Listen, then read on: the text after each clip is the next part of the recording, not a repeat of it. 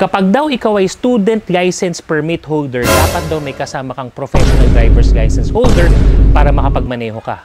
Mali yun. Naku, may mga guidelines ng mga brother. Kung ayaw mo magbayad ng malaking multa, panoorin mo to.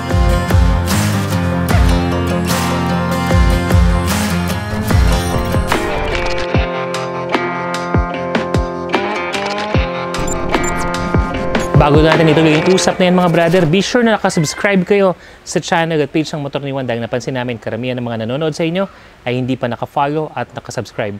Maliit na bagay sa inyo pero malaking bagay sa amin. Sa video na to, pag-uusapan natin ng mga ins and outs kapag ikaw ay holder or mag-a-apply ng student permit from LTO. Tandaan natin ang student permit or student license ay isa sa mga una mong kailangan para ikaw ay legal na makapagmaneho dito sa Pilipinas.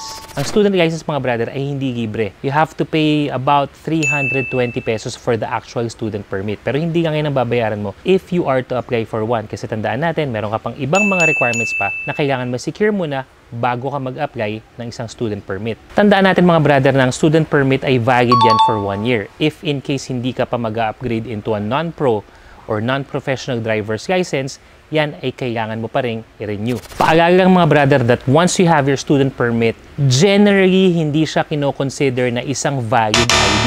Although some government offices may accept it, pero huwag ka na magtataka kung sa ibang mga opisina, kumpanya ay hindi yan tatanggapin as valid ID. By the way mga brother, ang reference sa mga dinidiscuss natin dito ay rekta mismo from LTO. Iiwan ko yung link sa description at saka sa comment section para kayo mismo ay pwede nyo makita o kaya naman maiprint as your guideline. Parang may kulang dun sa background natin ha. Nandito tayo sa Greens and Shades Private Resorts. Pero para mas ma-feel natin yung summer, yan! Para mas feel natin yung summer dito sa Greens and Shades Private Resorts mga brother. If you're interested into renting itong napakagandang private resort na to, mag-message nga kayo sa page. Yung Facebook page nila ipopost ko sa description at saka sa comment section sa baba. Una, pag-usapan muna natin ano nga bang requirements para ikaw ay makakuha ng student permit or student license. First is if you are Filipino, dapat 16 years old ka na. This is a is anyos. But if you are a foreign national, kailangan at least 18 years old ka na. Sa mga foreign nationals, may additional na requirement yan. Kailangan you have been in the Philippines for at least 1 month tapos meron ka ng proof of stay dito sa Pilipinas for at least 6 months. At kailangan mo rin makumpleto ang 15-hour TDC or yung tinatawag na Theoretical Driving Course.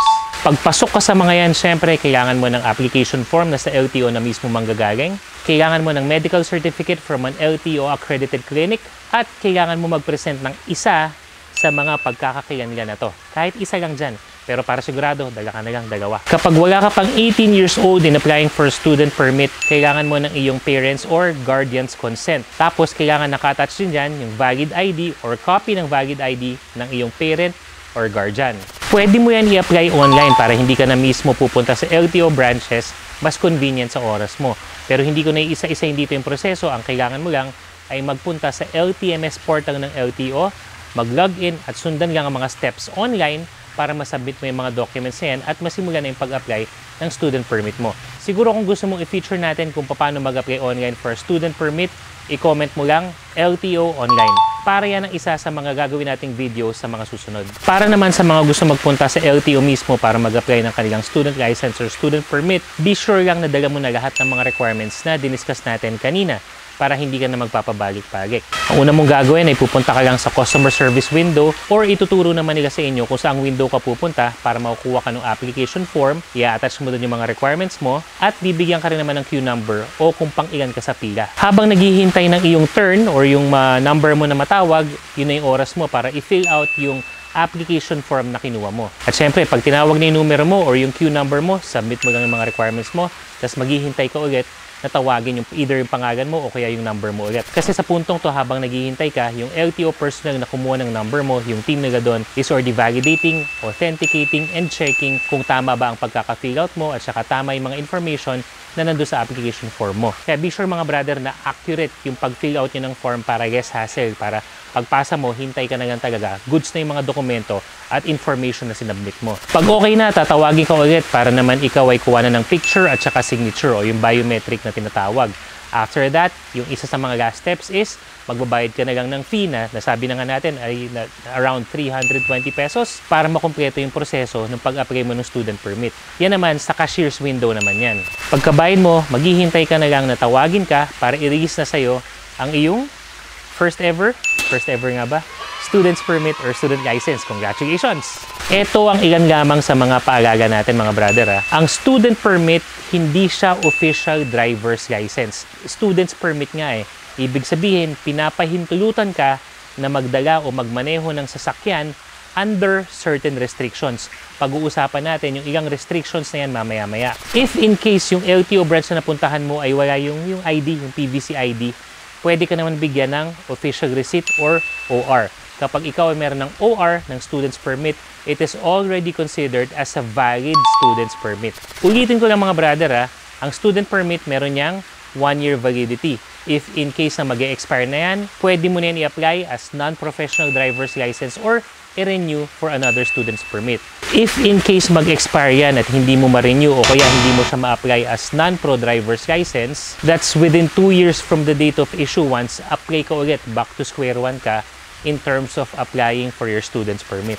Karamihan sa inyo bago sa pandinig yung TDC or yung theoretical driving course. That's a total of 15 hours mga brother. Pero hindi naman yun 15 oras na dire-diretso kang nagti-theoretical driving course. Yung iba, dinidivide yun into 2 sessions. Isang 7 hours, isang 8 oras para makumpleto yung 15 hours. Yung iba naman, it's divided into 3 sessions of 5 hours each. Depende na lang talaga yan kung saang LTO accredited driving school ka magte-take niyan.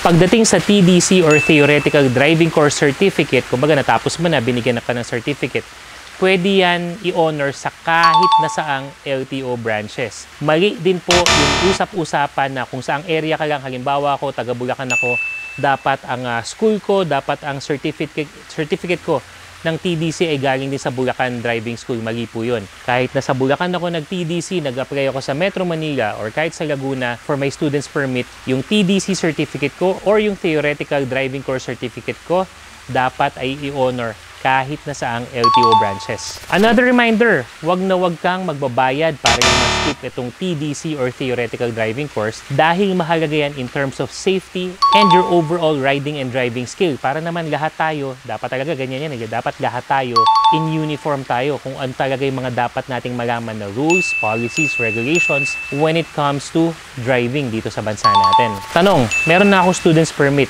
Kailan ang pinakamaagang oras kung kailan ko siya pwede ma-convert into a non-professional driver's license? Ang sagot dyan is 31 days or isang buwan from the time na na-issuehan ka ng student permit. Halimbawa, nag-apply ka ng March 1, 2025. April 1, 2025, pwede ka na kagad mag-apply ng non-professional driver's license.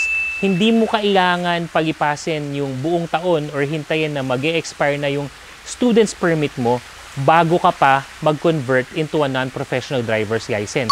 Yan syempre, considering pasok ka naman dun sa requirement and eligibility into having a professional driver's license. Isa na nga yun is pagiging 18 years old and above. Kasi kung student's permit holder ka, pero 16 years old ka, after 1 month mag-a-apply ka ng non-pro, siyempre hindi pa pwede yun. Kasi nga, merong minimum age requirement ang paghawak or pag-apply para sa non-professional driver's license. Isa pang tanong na karamihan ay nagkakamali dito sa puntong to. Kapag ikaw ay student permit holder or student's license holder, kailangan daw ang kasama mo ay isang professional driver's license holder para ikaw ay legal na magmaneho. Mali yun mga brother. Eh sino dapat kasama mo? Isang non-professional driver's license holder? Mali din yun mga brother. Under the LTO guidelines, hindi categorized or hindi ina-identify kung sino dapat ang kasama mo. Non-pro ba o pro na license holder? Basta ang nakalagay sa LTO, you must be accompanied by a license holder. Nagets nyo yun? Oo, kapag may kasama kang professional driver's license at ako ay student permit holder, pwede ako magmaneho.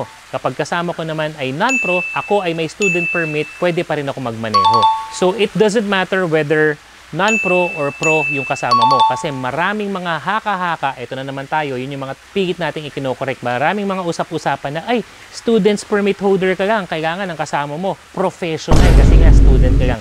Hindi ganun mga brother. Again, so long as you are accompanied by a licensed driver, okay ka magmaneho if you are holding a student's permit. Pero kung ikaw naman na may huli, meron kang student's permit, nagmamaneho ka nang walang kahit na sino kasama na may lisensya, yan, multa yan. Ang minimum na amount ng multa niyan, 3,000 pesos. So masakit na yun, parang times 10 na halos ng binayad mo para dyan sa student's permit mo. So don't risk it mga brother. Maraming pwedeng mangyari if you are driving nang hindi naman talaga dapat pa. Pero the first step when it comes to legally driving in the Philippines is secure your student's permit. At kung gusto mo na talaga magmaneho sa kalsada, mas ma-practice mo pa yung skills mo, kailangan meron kang kasamang may lisensya. It doesn't matter kung pro or non-pro. Again mga brother, ang reference natin sa dinidiscuss natin ngayon ay ang LTO website mismo. If you have any questions or if you want to review it yourself, I'll be posting the links sa description or sa comment section para mas may reference ka at mas mabalikan mo, mas maarang mo itong mga sinasabi natin.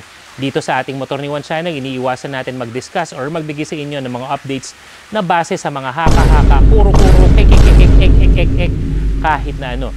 Pinipigit natin na as much as possible ay accurate ang information na ihahatid natin sa inyo at tama ang mga source natin, ang mga resources natin ng information. In this case, gamit natin ang LTO website and updates mismo. Yun lang mga brother. Sana may natutunan kayo sa video na to at kung meron pa kayong mga katanungan tungkol sa mga LTO rules and regulations, checkpoint, upgrades, ano nga bang pwede sa hindi, i-comment nyo sa baba at pag-usapan natin yan at pagin nyo yung comment na yan ang mag-trigger sa atin na ma-feature natin sa video natin sa mga susunod para mas marami pa tayong matulungan, mas marami pa tayong mga information na pwedeng maibahagi sa inyo. Para hindi mag-forget sa mga motorcycle news, reviews, and tips, natuto yung bibig ko. Be sure to follow lahat ng mga social media page natin katulad ng TikTok, Facebook, Instagram, and YouTube. Bago ka mag-swimming dito sa Dreams and Shades Private Resorts, sagot mo na mga brother. See ya! Diving time!